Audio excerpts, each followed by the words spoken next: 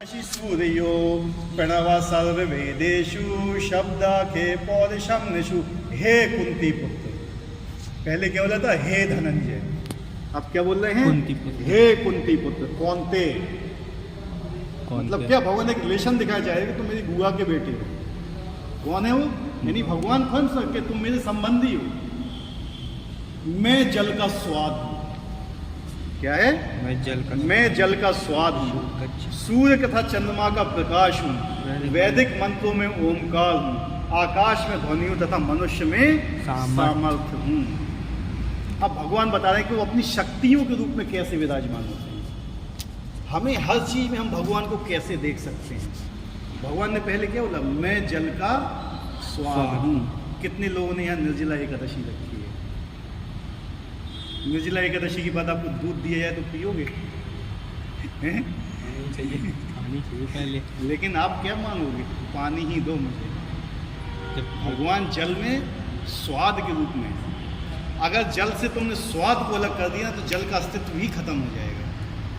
जब सृष्टि बनती है ना, अब ये तो आप लोगों के लिए बहुत हाई क्लास की हो जाएगी। सृष्टि बनने की एक प्रक्रिया होती है। सबसे पहले शब्द आता है, ध्वनि। ध्वनि से ही पूरी सृष्टि का निर्माण होता है। ध्वनि, अभी हम ये समझाएंगे तो सब ऊपर से निकलेगा। ये भागवतम के सब्जेक्ट है, लेकिन फिर भी आपको एक बता दे रहे हैं। ध्वनि, ध्वनि से बनता है आकाश। ध्वनि से आकाश, ठीक है। फिर आकाश में फिर आती है क्या? अग्नि। अग्नि से गुण किसका होता है? रूप का गुण आता है। अग्नि को आप देख सकते हैं, उसमें उसका भी गुण होता है। किसका? आकाश, जो पहले बना था शब्द का, उसमें चट चट की आवाज़ आती है अग्नि में। ठीक है। अग्नि में के अग्नि बना, फिर अग्नि के बाद फिर जल बनता है। अग्नि से जल नहीं, जल नहीं बनता, शायद वायु। वायु बनती है अग्नि से। फिर उसके बाद जल बनता है। जल के बाद फिर पृथ्वी बनती है। तो पूरा ये एक प्रोसेस है। तो सबसे पहले ध्वनि आती है। ठीक है। तो भगवान क्या कहते हैं? जल का मैं स्वाद हूँ। अगर जल में से तुमने स्वाद अलग कर दिया, जो उसका एक गुण है, तो जल का अस्तित्व ही खत्म हो जाएगा। जल नहीं रहेगा, फिर जल का कोई नामो निशान नहीं रहेगा। अग्नि में से अगर आपने रूप को अलग कर दिया, अग्नि ही नहीं रहेगी। रूप और शब्द भी आता है उसमें, अलग कर दिया, नहीं रहेगी। जल, जल में क्या है? अग्नि तत्व है, क्योंकि उसमें रूप दिखता है जल का। जिस चीज़ में जल को डाला जाएगा उस चीज़ से रूप धारण कर लेता है। जल में आवाज़ भी होती है, कल कल की आवाज़ भी आती है जल में। ठीक है।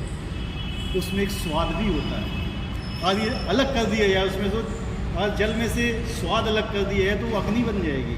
जैसे जब प्रलय होती है ना, प्रलय में से जब होती है तो प्रलय में से जो पृथ्वी होती है ना, उसमें सबसे पहले गंध अलग हो जाती है।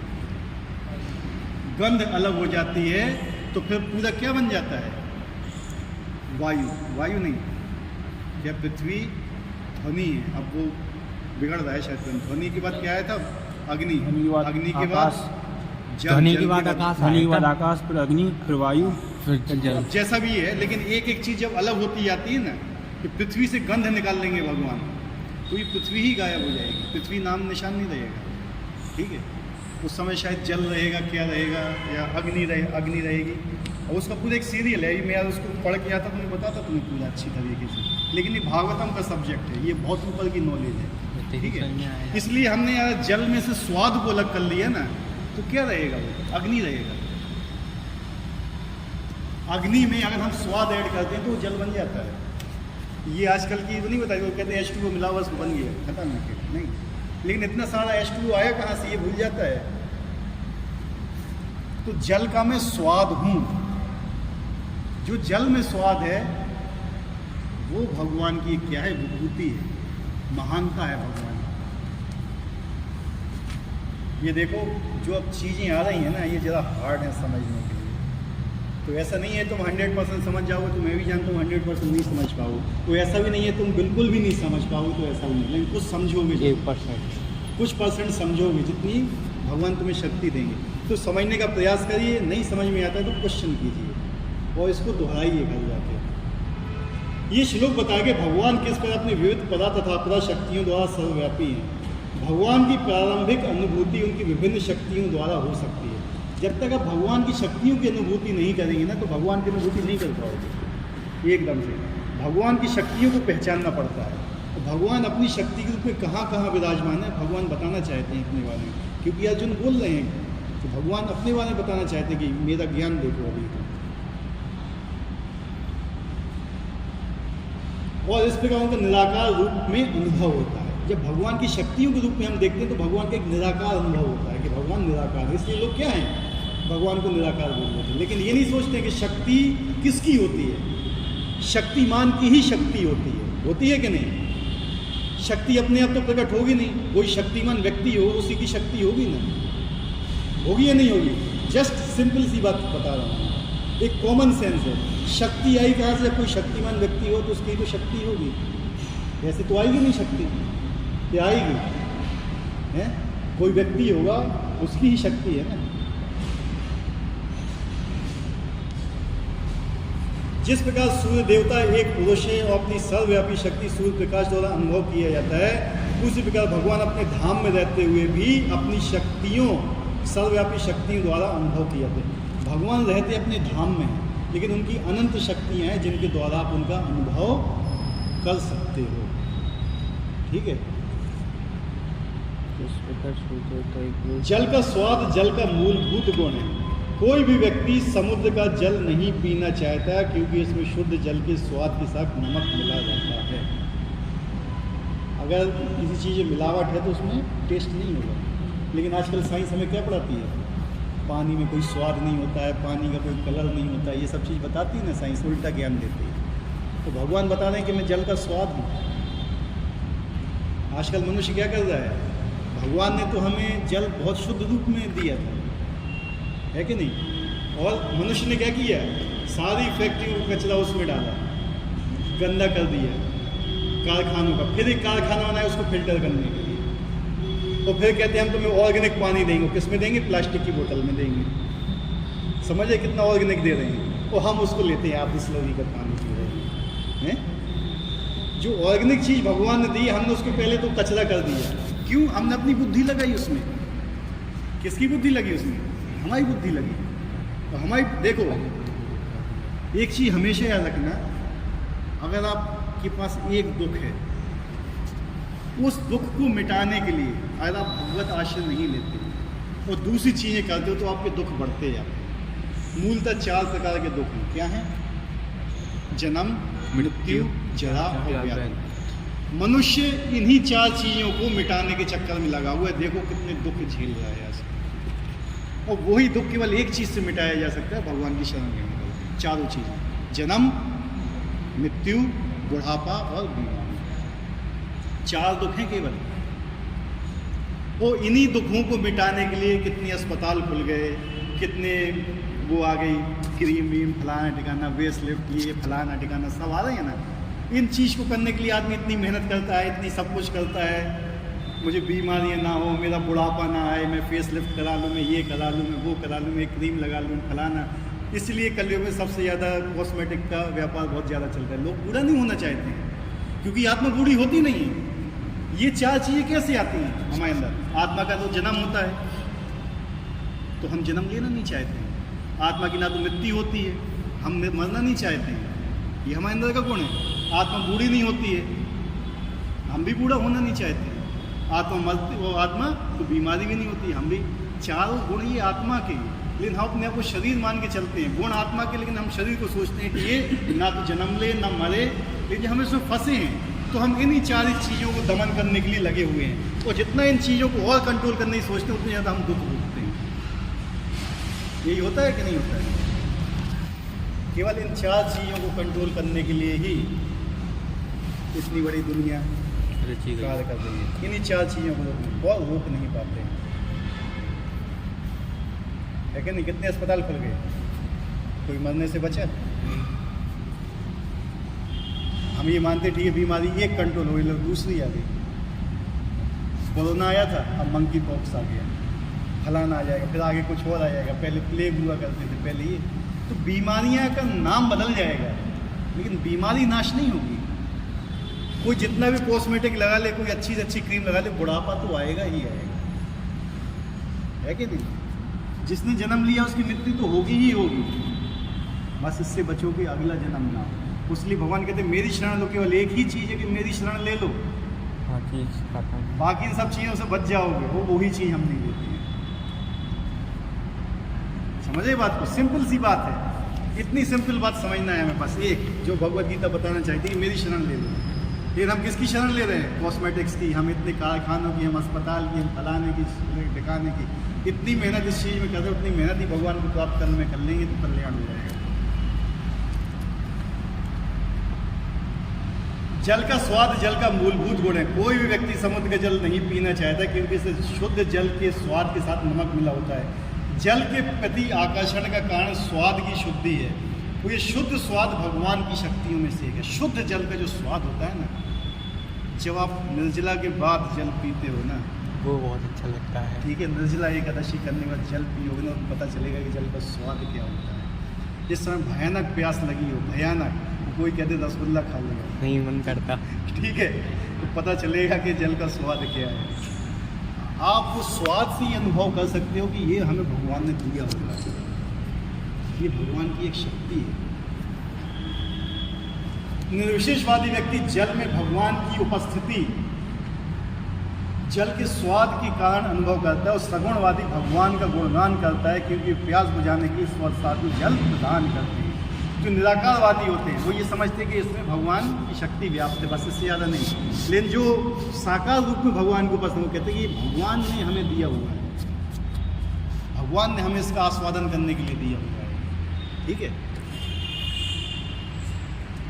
परमेश्वर को अनुभव करने की यही विधि है। हर चीज़, मतलब आपको ये सोचना चाहिए कि भगवान की कृपा है कि मैं जल पी पा रहा हूँ, मुझे इतना शुद्ध जल मिला है पीने के लिए, ये भगवान की ही कृपा है। ठीक है, लेकिन जो निराकारवादी हैं वो ये नहीं सोचते हैं, भगवान को नहीं मानते, ना भगवान की कृपा मानते हैं कुछ भी। व्यवहार सगुणवाद तथा निर्विशेषवाद में कोई मतभेद नहीं है। जो ईश्वर को जानता है वह ये भी जानता है प्रत्येक वस्तु के एक साथ सगुण बोध तथा निर्गुण बोध निहित होता है, इसमें कोई विरोध नहीं है। जो कहता है, जो ईश्वर को सही तरीके से जानता है ना, तो आपस में लड़ाई नहीं करता है कि तुम निराकारवादी है, तुम साकारवादी है, तुम हिंदू हो, तुम मुस्लिम हो, तुम सिख हो, तुम ईसाई हो। जो भगवान को जानता है वो लड़ाई नहीं करेगा। निर्विशेषवाद क्या होता है? निर्विशेषवाद, निराकार। निर्विशेषवाद मतलब कोई विशेष स्वरूप नहीं, उसको निराकार बोलते हैं। ठीक है, बहुत लोग भगवान को निराकार बोलते हैं, बहुत साकार बोलते हैं, अपनी बुद्धि के अनुसार जितना वो ग्रहण कर रहे हैं। लेकिन इसमें ये नहीं कि तुम आपस में लड़ाई करो कि नहीं हम निराकार मानेंगे, तुम साकार मत मानो, तुम ये हो जाओ। जैसे अभी लड़ाइयाँ होती हैं, मुस्लिम कहते हैं नहीं हम ही हैं, ये है, वो है, फलाना ठिकाना। ये सब चीज़ वो लोग करते हैं जो भगवान को नहीं जानते।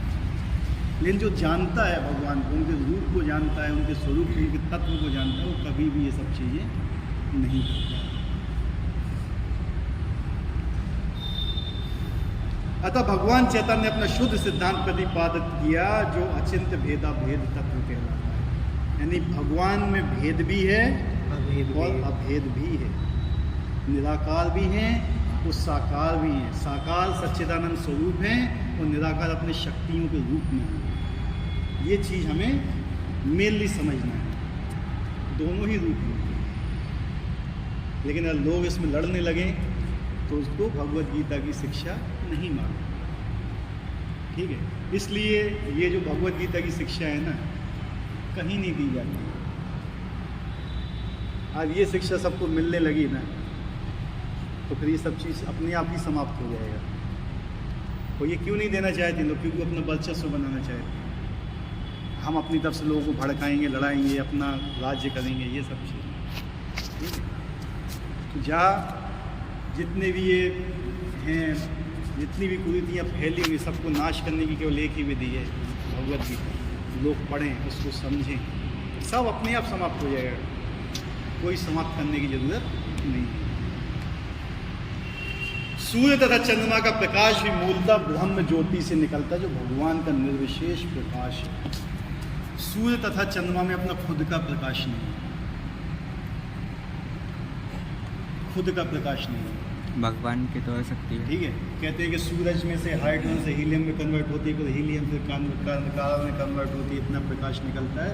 लेकिन इसका जब कैलकुलेशन भी किया गया ना, तो सूरज में जितनी भी हाइड्रोजन है वो हीलियम में कन्वर्ट होगी, जितनी हीलियम है वो कार्बन में कन्वर्ट होगी, तो ये ज़्यादा दिन तक नहीं चलती है। ज़्यादा दिन तक नहीं चलेगी, कुछ ही करोड़ साल चलेगी, लेकिन फिर भी सूरज है अभी। वैज्ञानिक इसका आंसर ही नहीं दे पाए अभी तक, कहाँ से आ रहा है ये प्रकाश। ठीक है, चंद्रमा का प्रकाश कहाँ से आता है? सूरज से रिफ्लेक्ट करता है ना, सूरज भी रिफ्लेक्ट करता है प्रकाश। ठीक है, सूरज का खुद का प्रकाश नहीं है। भगवत गीता बताती है कि सूर्य का प्रकाश कहाँ से आता है? भगवान के ब्रह्म तेज से आता है। जो भगवान के शरीर का तेज है, जो भगवान के शरीर की शक्ति है, उसका एक छोटा सा है। जब एक सूर्य में इतना तेज है तो भगवान के शरीर में कितना तेज होगा? हजारों सूर्य। ठीक है, हजारों सूर्य के समान तेज रहता है। और जब तक आप भक्ति में नहीं लगोगे तो इस प्रकाश से आगे ही नहीं बढ़ पाओगे, भगवान के स्वरूप को ही नहीं देख पाओगे। इसलिए भगवान ने ईशोपनिषद में बताया, वो भगवान से प्रार्थना करते हैं ईशोपनिषद में कि अपना ये जो तेज है इसको अलग करिए, जिससे मैं अपना स्वरूप आपका मैं देख सकूँ। ईशोपनिषद में भगवान बताते हैं, मतलब जो लिखने वाले बताते हैं, भगवान से प्रार्थना करते हैं कि अपने तेज को अलग करिए जिससे मैं आपको सुंदर स्वरूप का दर्शन कर सकूँ। लेकिन जो लोग निर्विशेषवादी होते हैं, निराकारवादी, उसी प्रकाश से ही संत हो जाए, मैंने तो भगवान के दर्शन कर लिए, प्रकाश मिल गया बस ये। लेकिन इसके आगे भी भगवान हैं।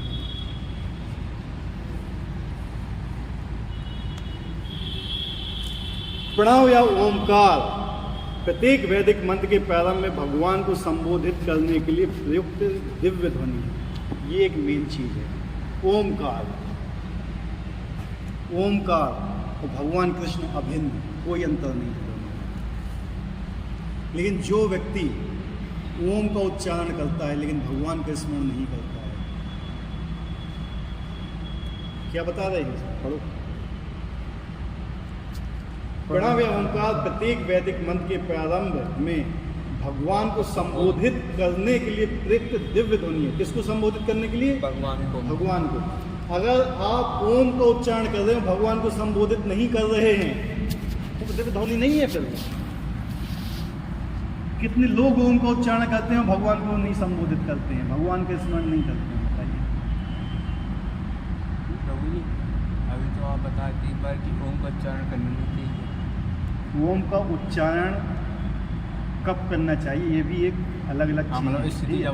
ओम के उच्चारण के लिए काफ़ी नियम है।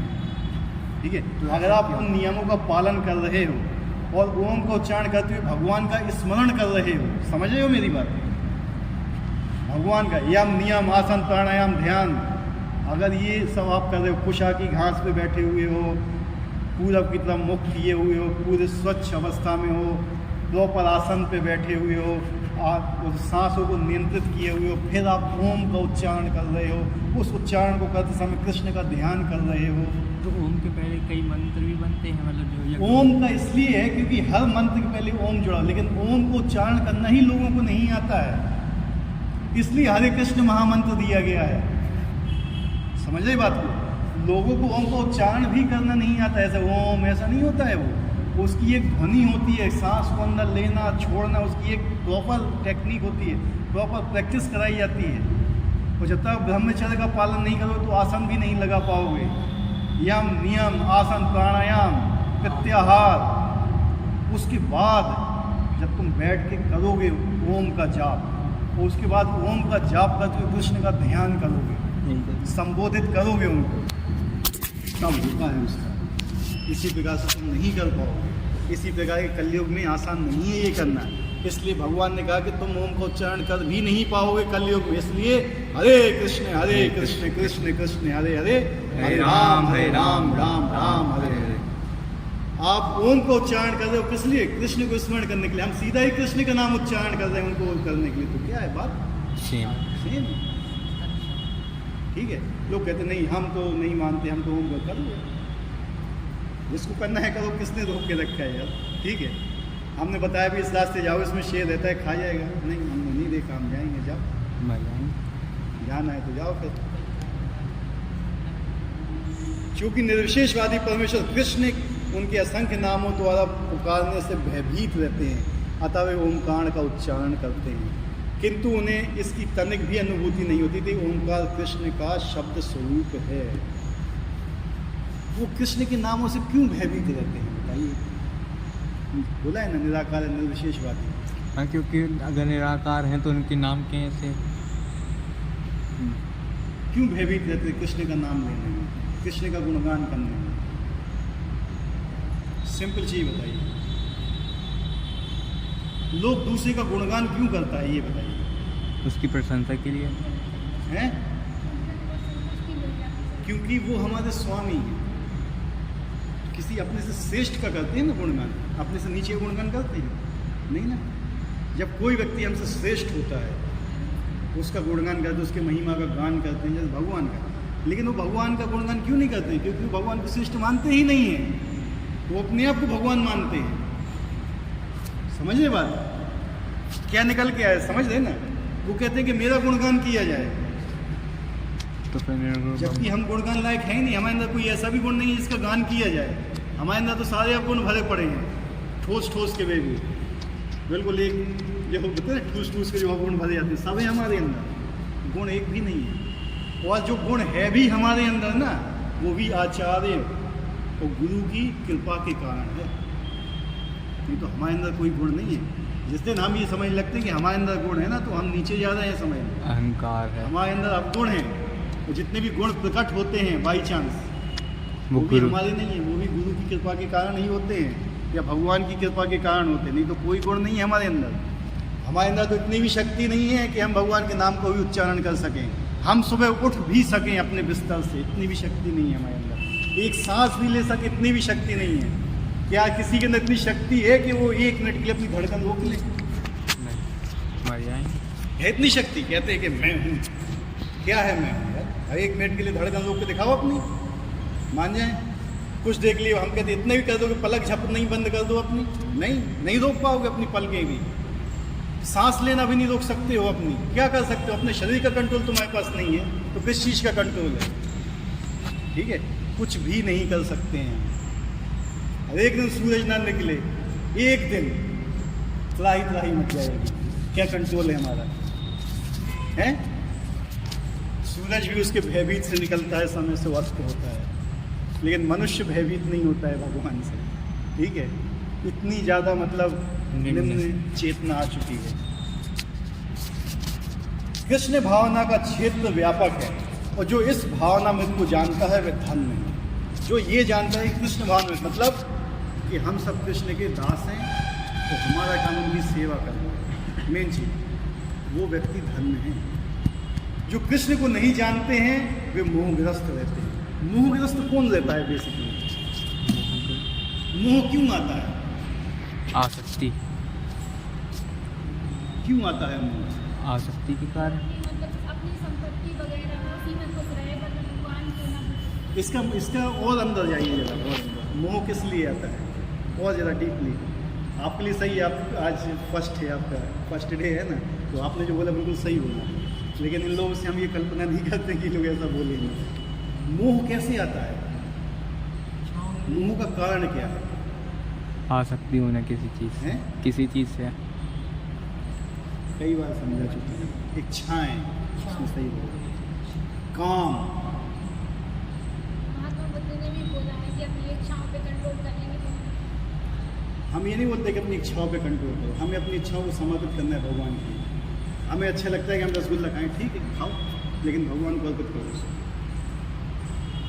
ठीक है, कंट्रोल आसानी से नहीं होता है, कंट्रोल में बहुत शक्ति लगती है, लेकिन भगवान को समर्पित करना बहुत ईजी है अपनी इच्छाओं को। कोई कहता है कि हम कुछ नहीं करेंगे, हम एक जगह बैठ जाएंगे, लेकिन नहीं, कंट्रोल नहीं होता है। ट्राई करके देख लेना, कंट्रोल होगा ही नहीं। समर्पण होगा केवल, समर्पण। जो चीज़ तुम्हें अच्छी लगती है करो, लेकिन भगवान को अर्पित करके करो, शुद्ध करो उसको। ऐसे वैराग्य उत्पन्न होता है। काम, इच्छा पूरी नहीं होती तो क्या होता है? क्रोध आता है। तो इच्छा पूरी हो गई तो लोभ आता है। काम से उत्पन्न होता है क्रोध और लोभ, मोह। ठीक है, जब लोभ होता है ना तो मोह आता तब मोह आता है। फिर आपके पास क्या आता है? मेरे पास इतना है, ये मेरा है, मोह। अब मैं इसमें अटैच हो गया, मद, मतलब मेरा। आपने अपनी इच्छा भगवान को समर्पित नहीं की।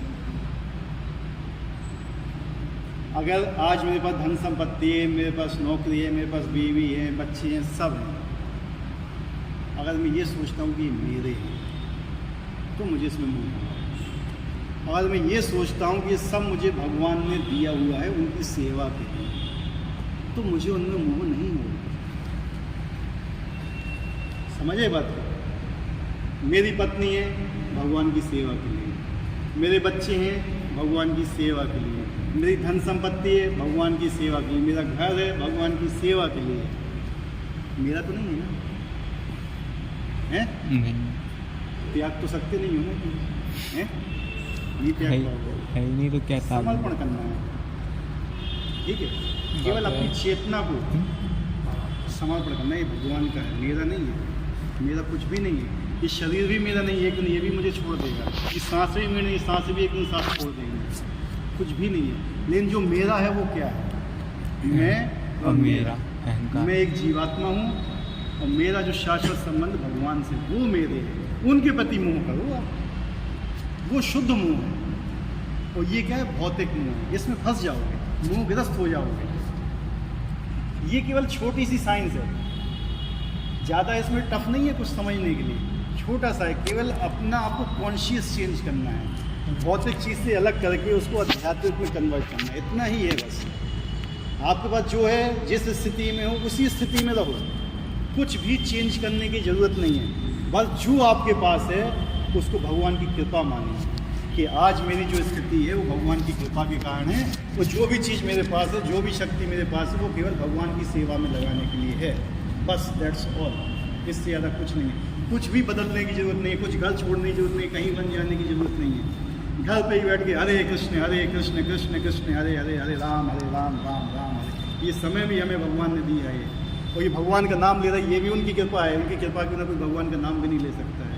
देख लेना कितने लोग घूम रहे हैं जो भगवान का नाम भी नहीं ले पाते हैं, केवल उनकी कृपा पे ही है।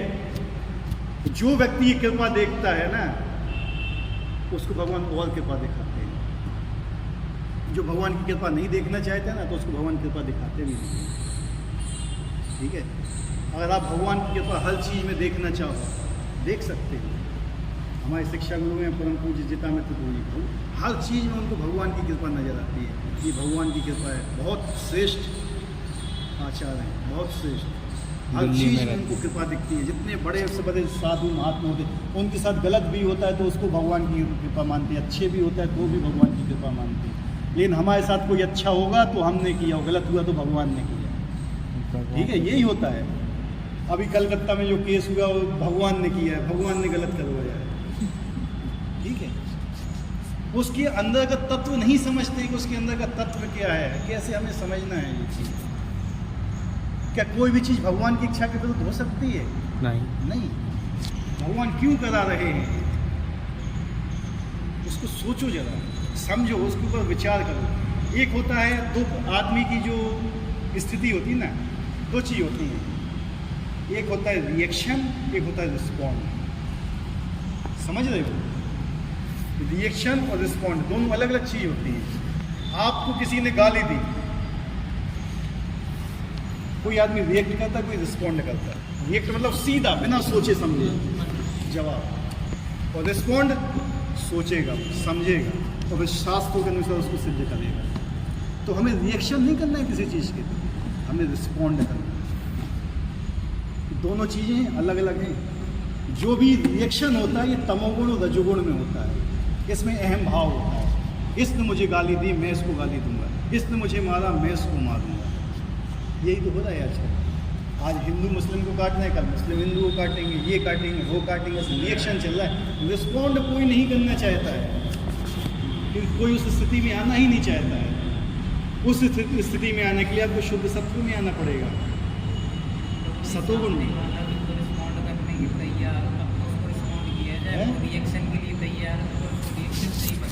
देखो वो चीज़ें फिर अलग होती, ठीक है? वो चीज़ें अलग होती है, उसके लिए भी सिद्धांत बनाए गए। अर्जुन को किस लिए युद्ध करने को बोला था भगवान ने? क्योंकि वो क्षत्रिय था, क्षत्रिय था अर्जुन, उसकी ड्यूटी थी युद्ध करना, ठीक है? तो यहाँ पे ड्यूटी किसकी है? आप क्षत्रिय नहीं हो, आप क्षत्रिय नहीं हो, ठीक है? ये युद्ध करने की ये तो ड्यूटी सैनिक की है या पुलिस की है? ये सरकार द्वारा बनाया हुआ नियम है। रिएक्शन उनको करना है, हमें नहीं करना है रिएक्शन, ठीक है?